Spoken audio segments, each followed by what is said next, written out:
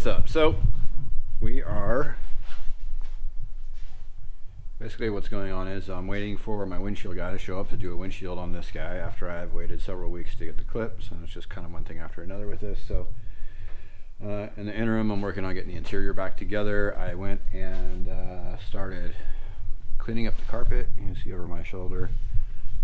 Carpet was absolutely filthy, so I'm basically done with that, and I'm kind of working on onto the inside of the rig. I started this morning working on the door, so what I'm going to show you here real quick is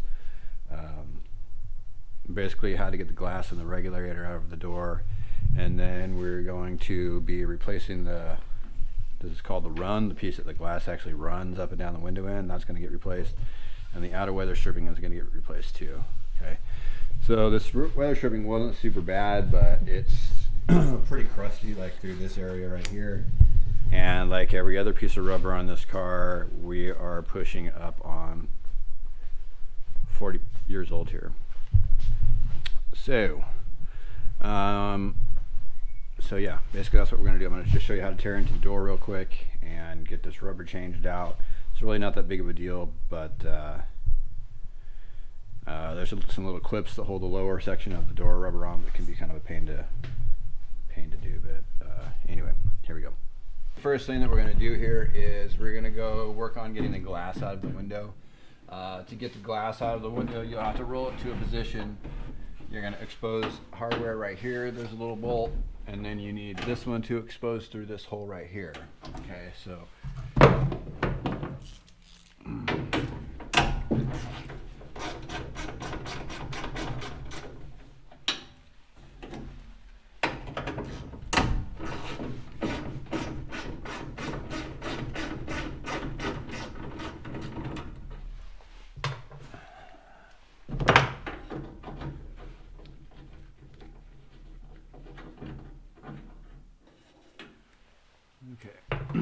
all right, so after those two pull out, you can pull the glass out. You just want to grab it, pull it up like this, and just pull it out of the car like that. The regulator comes out of the door. These three pieces of hardware here, these two pieces of hardware here. So all of this hardware ends up being the same.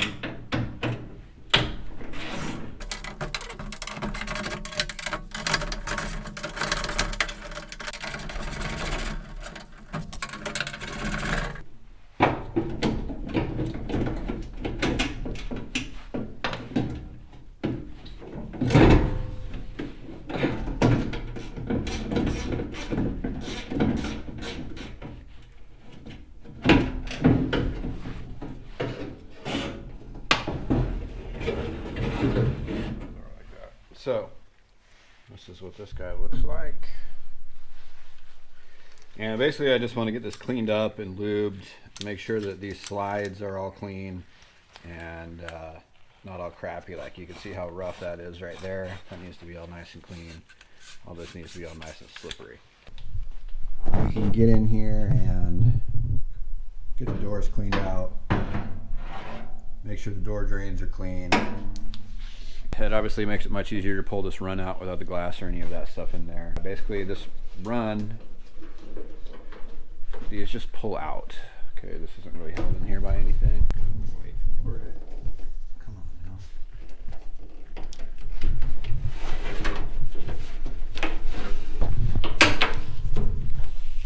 Run just pull out.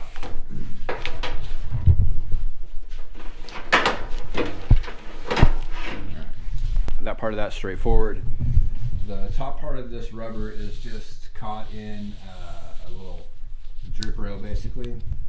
The rest of the section is held on here by these clips. Those are stuck in here. Since we're replacing this rubber, you could just yard this off here and not save any of it. Okay. I'm trying to save a couple of these little clips because I need them for the tailgate. So what I found works the best for this is the way that these are positioned in the car, or when the trim's on there, they're basically facing you like this the long way because those little tabs go up into that rubber, right? So what would be the front and back of that, there's the tab that holds it into the door, so I'm just kind of forced to get in there and work those out with a pick. If you just hold onto the rubber, and you can work them out from the back side with a pick. works. It's just kind of dumb, so I'll show you that here real quick. I guess I can try to show you what I'm up against here. See how we've just got this tab back here? You just want to push this tab in on one side, push it in on the other side while working the rubber out. Like that. So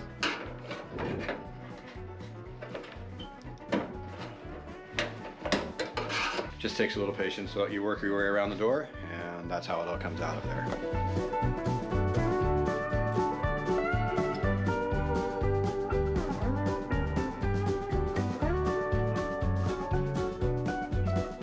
Alright, so we've got the door basically stripped out. All the weather stripping is out of it, the glass, all the clips are ready to start going back together. I just went ahead and, like I said, I cleaned up that regulator, put a little bit of white lithium on it so it's ready to go back in. So the first piece that we're going to do is, like I said, the window run. Part number there. So that part is the same for both sides, and it just basically presses into the channel there. It's pretty self-explanatory.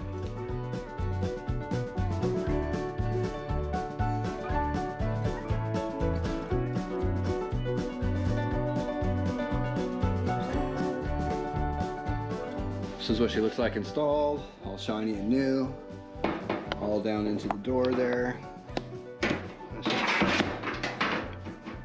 Yeah, you can see all down into the door track. Same thing on this front side. And then all the way up and around. Like I said, that one's pretty straightforward and easy. Okay. And honestly, other than getting that weather stripping off, the other one basically just snaps back in the other place. So, what have we got here? So,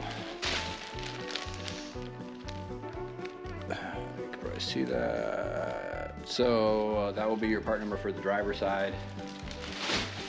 The left-hand side of the vehicle, if you're from Oz, I guess. This rubber's got these little brown clips on it, and the right-hand side has white clips. So, just another reference in case you can't read or listen to English.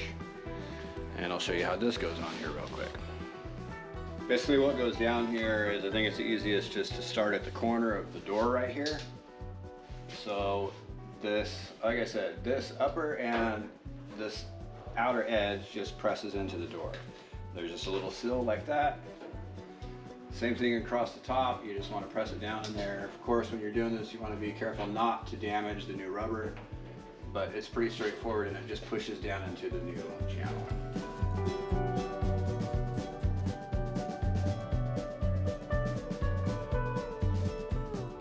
And then, as mentioned, these little tabs just go into all these little holes that are there.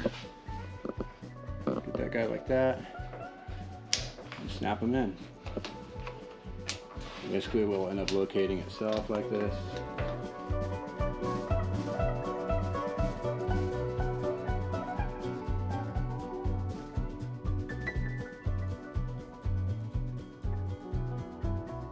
And then you want to go ahead and replace the door pin guy here, door guide pin thingy, and then just adjust it, and that's how that door rubber goes in. So next we will put the glass and the reg back in. Basically, like I said, what I did is I just cleaned up the rails and put a little bit of grease on there. Get everything all nice and slippery now. You want to make sure you grease up this spring. Make sure there's nothing really weird going on with the gear or anything. And so, like that.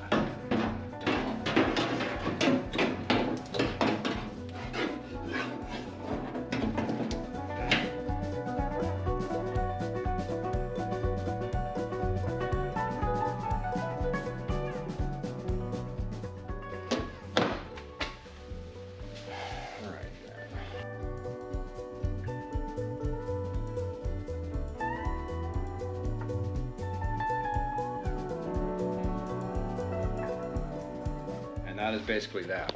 All right, so you have a little bit of adjustment here. This is primarily where your adjustment is in this door track going up and down. So if the window is going up and down this way or that way, like it's supposed to be pretty square as it goes up and down, That way you get into the rubber all at the same time. And so you don't want it like leaning one way or another. That's your adjustment if it's leaning one way or another, okay?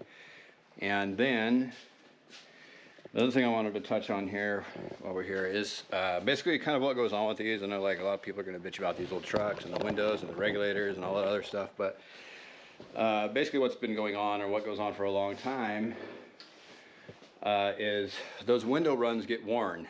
You know, they get sunny, they get full of dirt and shit, crusty, and then it starts dragging the window going up and down in the car. Okay, well, that's fine, but most of the time people start thinking it's the regulator, and instead of like helping the window up or trying to fix the problem, they just reef on the regulator, and then all of a sudden you've got a bad regulator in that side. So instead of reefing on the regulator and then putting a shitty aftermarket regulator in there, put those runs in there.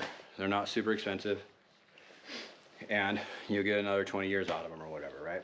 And like I said, these ones weren't super bad. The windows were going up and down. You weren't having to fight them that much. I think it was kind of mostly lube and the tracking in these particular regulators. But like I said, why not? It's 40-year-old rubber, and it's, I mean, let me see. I think the outer weather stripping on these doors was about $100 a piece, give or take. I think maybe 109 or 120, I don't remember. And it seems like the runs were like about 60 bucks a piece or something like that.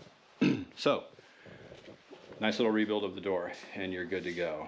I guess the other thing while we're standing right here is on the door, right? So we've got the front door pull. This is your main door, and then this is 4Runner only. This is so the guy in the back seat can do the door pull. Okay, so both of those pulls are identical, except the bezel that sits behind here is different. So these front door bezels are still available through the dealer. Those were found new in the different colors that you can get all years, as far as I know, because the snap-in ones are still in their bookshelf too. But that rear bezel is not available either. So I heard there was someone out there 3D printing them, and I don't know who that is. So if you know, can you put it down below? Shoot me a link. Yeah. So anyway, I guess while we're right here, I can show you those. This is the part number for that regular bezel, right? That's what they look like. Yeah, so I think that's it as far as the drawers go.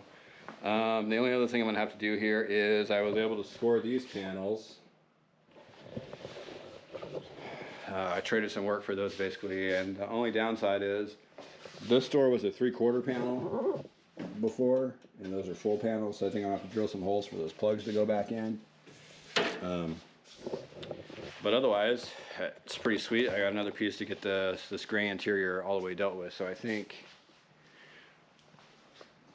that's it. The only piece that I don't have that's actually super nice is that dash pad, but I got a decent dash pad.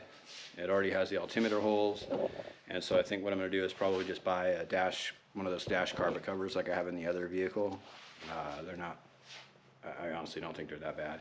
And yeah, and then that's it. So I think what I'm going to start doing next is finish getting the interior straightened out, and then I can start putting the carpet kit back in.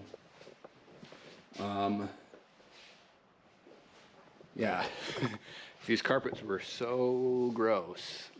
I don't even know. I'm surprised they actually got this clean. So, you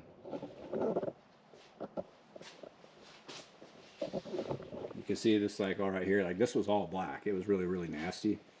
So I think this will be good enough for where we're going with this rig. I don't know if you could sort of call this a resto, a build. I don't know really what you want to call it. Like we've done more or less everything other than paint. I don't think I'm going to end up painting this. It's just kind of it's turning into like a return on investment type of deal here. I think what I'm going to do is it's just such a shame because the one side, one good panel on the truck, right? This panel is nice. The paint's bitching.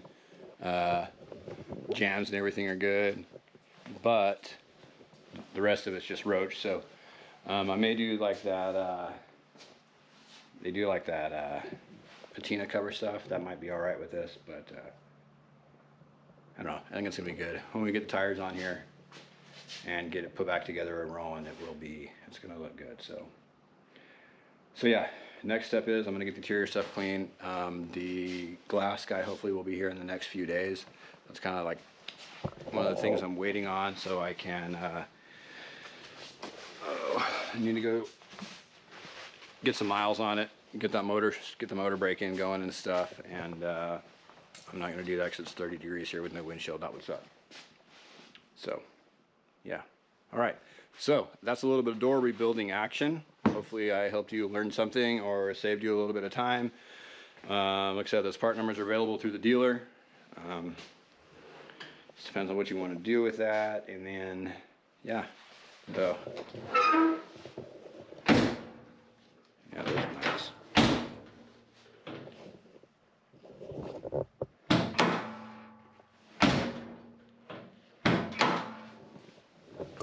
Those feel good. Nice little pop action when you go to pull the door.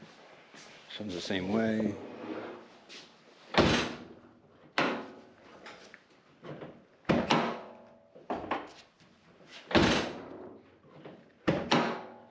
Nice.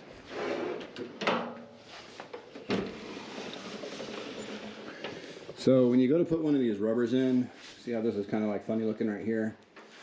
You want to make sure, like the first time you run this window up, that your window is actually running and tucking into this right here properly. I've seen a lot of times the window rubber on my other truck, like for whatever reason, this will get folded down or it'll get folded over in that spot, and then it just gets parked there, and then it's just so.